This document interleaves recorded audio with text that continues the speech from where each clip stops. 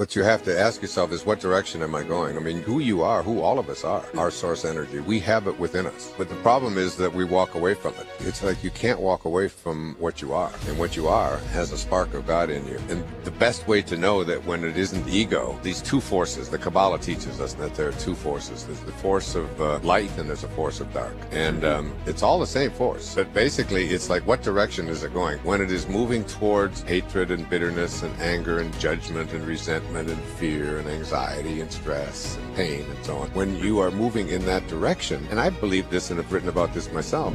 Wayne Dyer was an icon in self-development and spiritual growth. He wrote over 40 books, including an astonishing 21 New York Times bestsellers. His childhood was spent in orphanages and foster homes, but he'd go on to inspire millions and become known as the father of motivation. In this exclusive radio show provided by our partners at Hay House, Wayne Dyer explains how to overcome hardships, use gratitude to grow, and enter a state of bliss. And if you want even more great Hay House content, check out their YouTube channel. We've linked it up down in the description below. Hello, everybody, and thanks for joining us for the show Wishes Fulfilled with Dr. Wayne Dyer. And we just opened up the phone lines, and Dr. Wayne Dyer is joining us from Maui after a very busy couple of weeks. Let's grab somebody. So let's start in Portland and go to Jeannie on line 1, and she's in Portland, Oregon. Hi, Jeannie. Hello. Oh, Hi hi. there. How are you? I'm great, thanks. How are you, my dear? I am good. Thank you for taking my call. You're very welcome.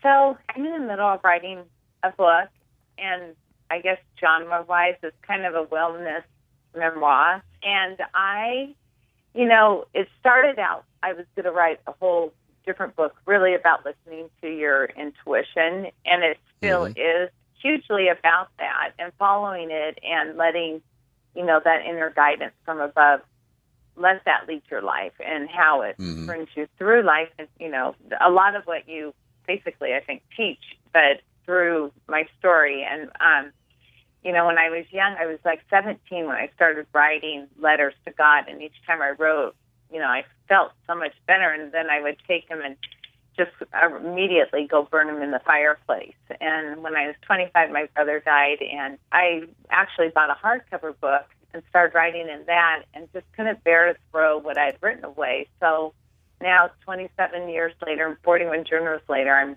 writing this. And I did go down to Hay House and take their workshop. And Jennifer Grace, who I think you might know, is doing a book proposal class. I'm doing that, and I'm following what she's saying to do to get this book proposal done. And it's just, what little gist of the story is, I was married for 26 years, had a really beautiful life. We were kind of the nucleus of our family, our friends, nieces, nephews. And then my husband went in and had an affair with a 27-year-old girl, which was our oldest daughter's age. So we were just broken apart.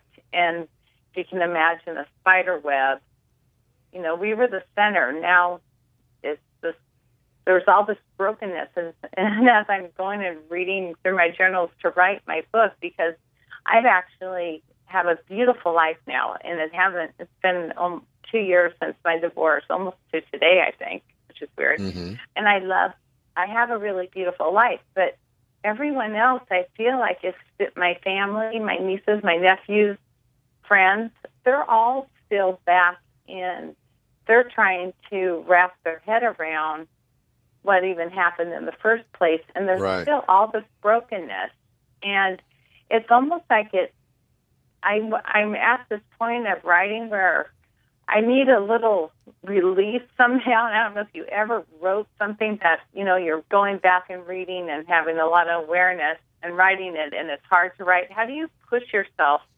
forward through that? And I think the way to do that, Jeannie, is to see this 27-year-old person that your husband had an affair with as a gift from God, as a teacher. I did a film called My Greatest Teacher, which was really the story of my relationship and trying to find my father. And it turns out that what he did when I was a young boy and all of his horrible, crass behavior and so on were really the impetus for my being able to reach to higher and higher levels. And while you're reviewing that and looking at that in your writing and so on, instead of coming at it from a place of brokenness, come at it from a place of completeness, and realize that she was sent into your life probably to help you to first of all get to that place of freedom that you feel now, as a result of it.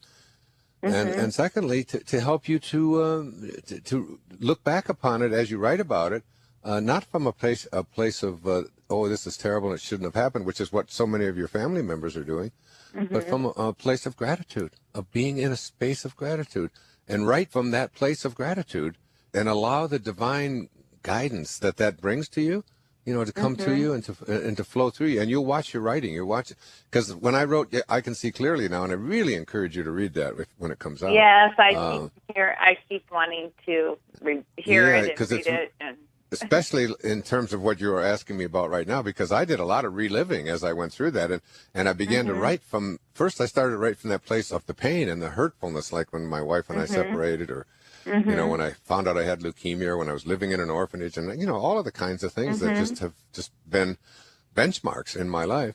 And I would find myself just feeling much more spiritual, much more peaceful when I looked at it as gifts rather than. So going back to the phones, let's see, where should we go? Let's go to Kelly in Kansas City, Missouri on line 3. And Kelly, welcome to the show. You're on with Dr. Wayne Dyer today. Hello. Thank you. Hi, Kelly. For my call. How are you? I'm good. How are you? I'm great, thanks. Thanks. Well, I just had a question. I know you've talked about your father and how you forgave him. I've heard the story many times that you told it. What I'm wondering is, I've been to that place actually it's with my husband. And, just things from the past. Okay, we need to get over it, and I really feel like I've forgiven and it's over, and let's move on. And then something will happen maybe a few weeks later. He has a very bad temper sometimes, so, that will come on again. And, the past 15 years of everything that I thought I forgave is all right back in my face.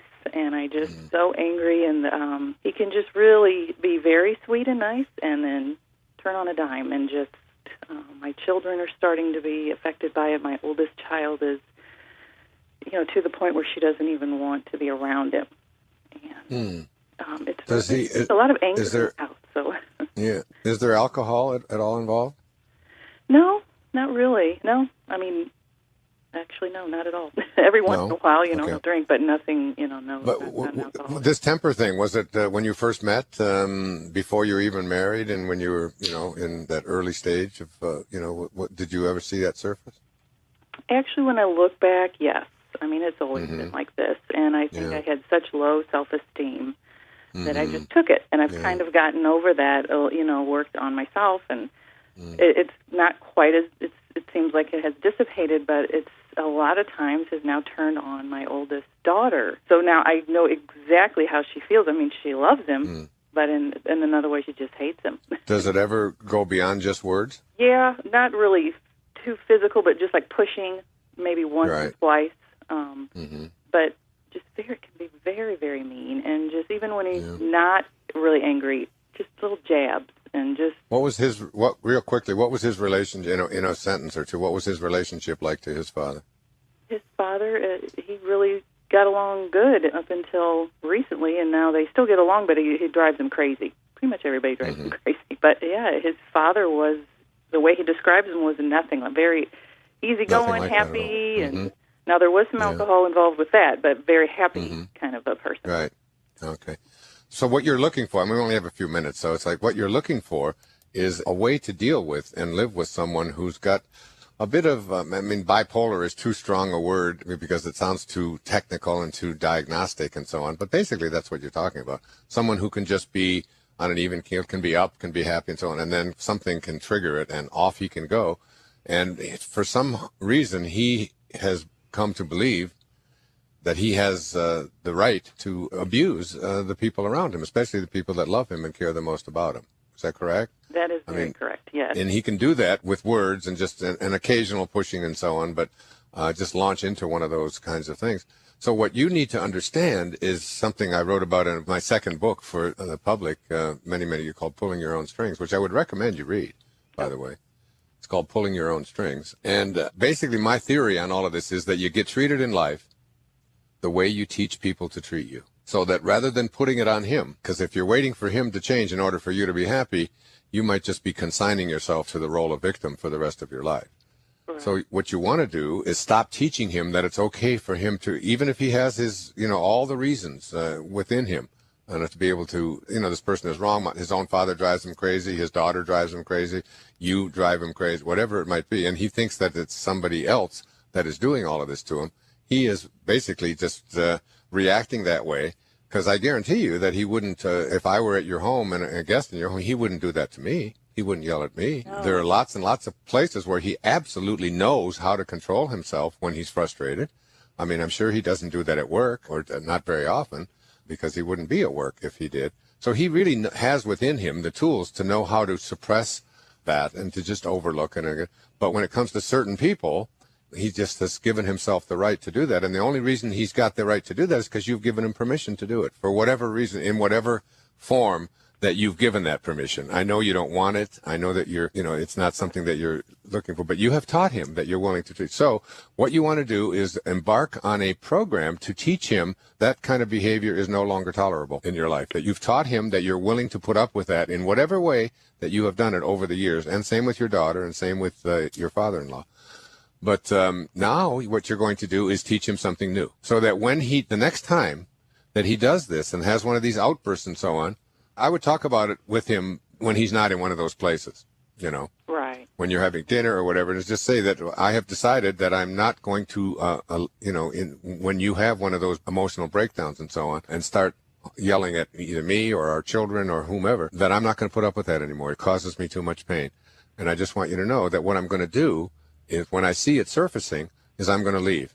I'm going to leave the premises. No matter how inconvenient it is, no matter what it is, I'm going to not stay in the presence and allow you to do that. And I'm going to also tell our daughter that that's what she's going to do as well. And even when you see it just beginning to surface, you stand up and you just say, excuse me, I'm just not going to be here right now. And you leave. You lock yourself in the bathroom. You go to the car. You go, drive yourself someplace. You walk out of the house. Whatever it may be, no matter how embarrassing it may be, now you're going to fundamentally change the way that you teach this man to treat you. Ultimately, if he, gets even worse, then you just say, okay, I just don't choose to live under these conditions any longer, and I'm going to get divorced, or I'm going to separate. I'm no longer willing to be the victim of a person who knows how to control these things under certain circumstances, but chooses not to when he's with me and our family. It's a choice that he is making, not that he's got a personality defect that he can't control. Unless he's just going around doing this to strangers and things like that. It doesn't sound like that's the situation. He's completely the opposite with other people. Yeah. Other people right. that know him wouldn't believe that in a minute. They'd think he's the greatest, nicest guy. And I might even play this back to him, because you can go online and, this will play all week, this show, and you might even play it for him. This is like I called in, nobody knows your name or anything, and this was the question I had, and this was the response, and I'm going to try, and this is what I'm going to do. Does that sound sensible to you, or something that you could do? Or yes, it does. Yeah, it's almost like I needed somebody to say it because it's kind of what I was thinking in the back of my mind. Right. Like, I can't just sit here and listen and do this. I raised my children this way. I always told them if they would raise their voice, if they'd get frustrated, they'd yell at their mother, they'd yell at me, or whatever it might be. And children do these things, and teenagers do these things, and so on. And if they would ever direct those kinds of comments towards me, I would just put up my hand and I'd say, wait a minute, we'll hold it right there. I have too much respect for myself to allow anybody to talk to me in that fashion. It isn't because I think you're so bad. It's just like, this is such an affront to who I am, that I'm no longer going to allow this to do. And when I would put my hand up to put a stop to that, it would stop. Dad doesn't put up with this because he respects himself. Right. Now, Mom has got to respect herself enough to be willing to do this because, it's ultimately going to lead down an even worse road. It's going to, as long as he knows that he can get away with this and you're going to stick around, it'll continue.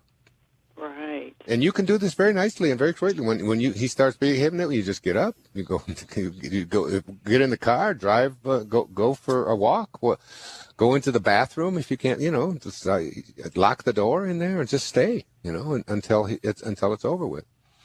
And you'll teach him very, very quickly that this is not something that I'm willing to tolerate for one reason and one reason only, I have too much respect for myself to allow anybody to talk disrespectfully to me. Awesome. That's my advice. Well, thank you.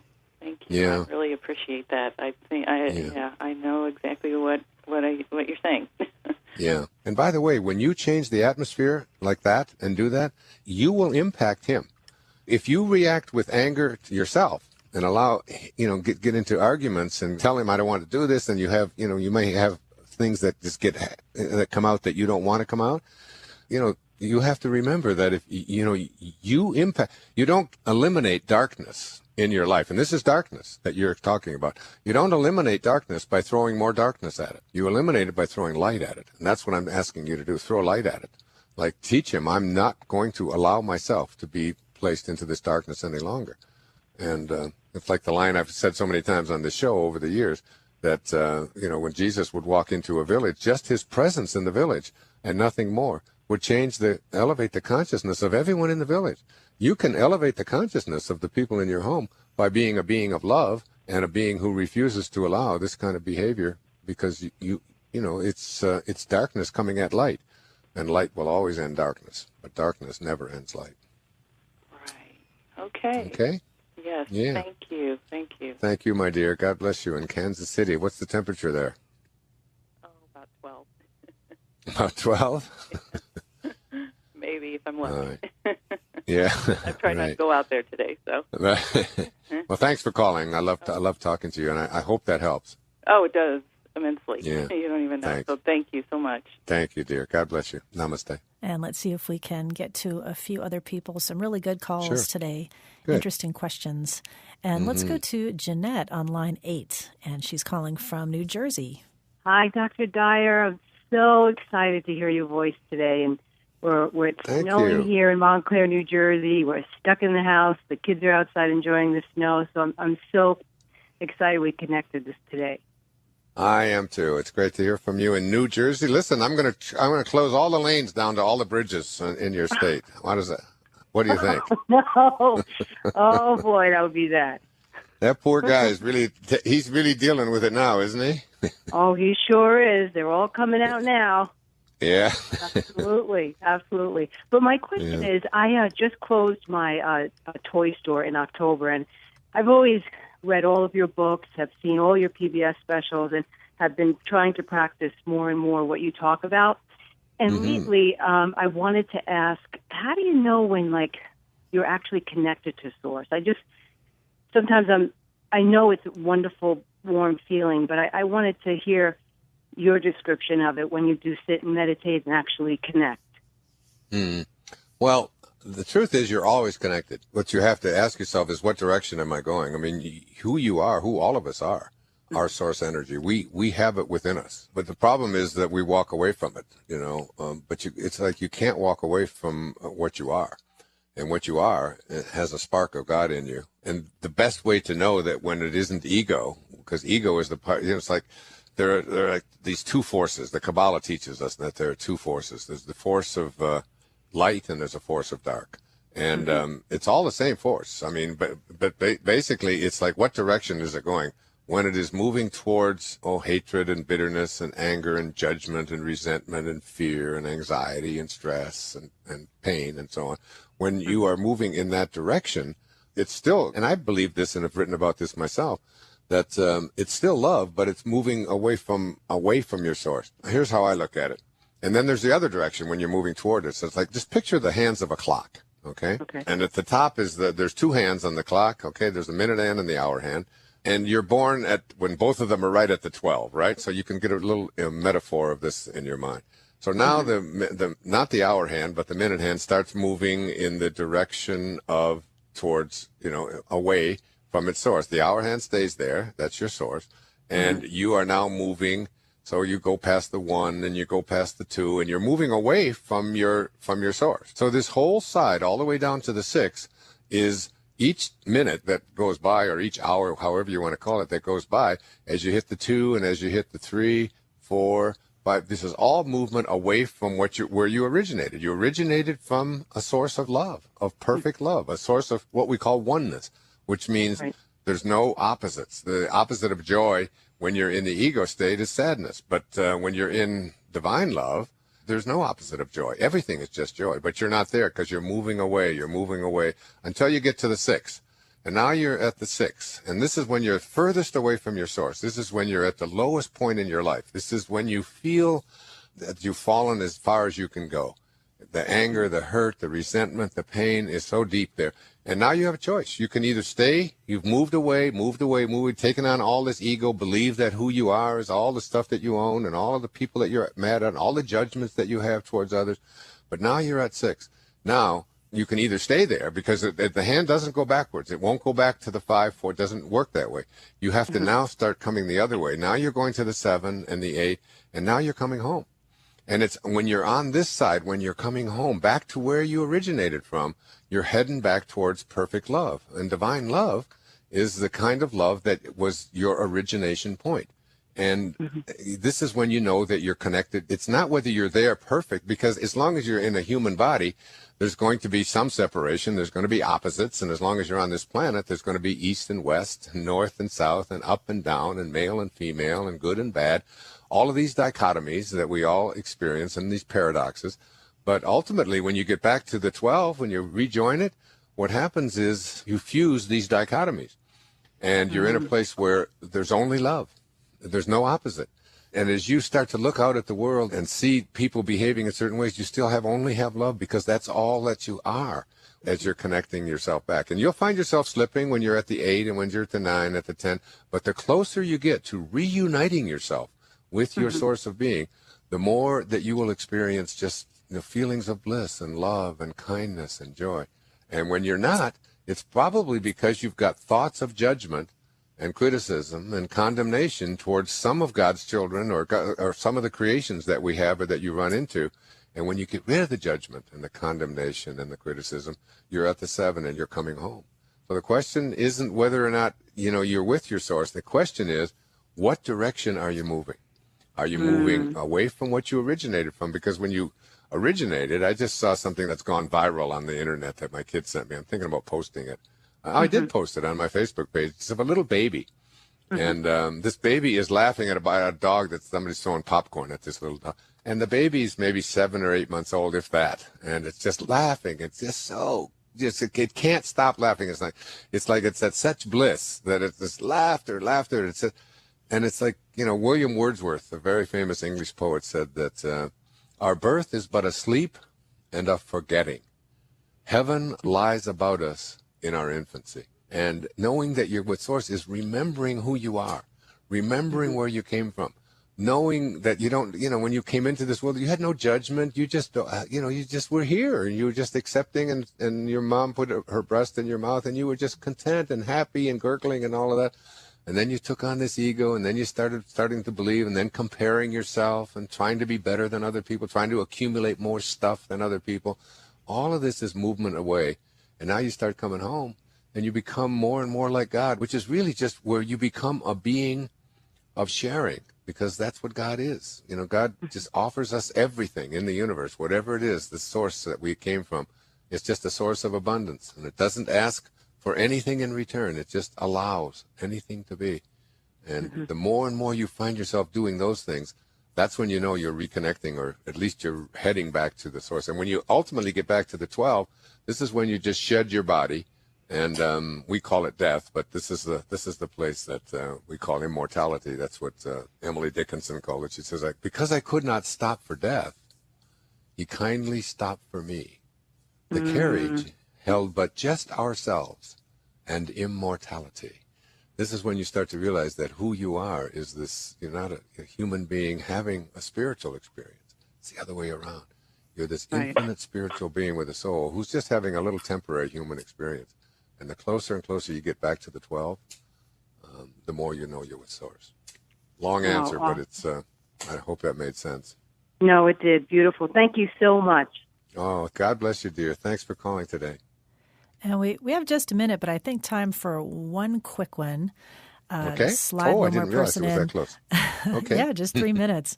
So let's 3 grab minutes is Kent real quick from Toronto. He's on line 2 and has been very patient holding. And Kent, we have just a few minutes, but you're on with Dr. Dyer.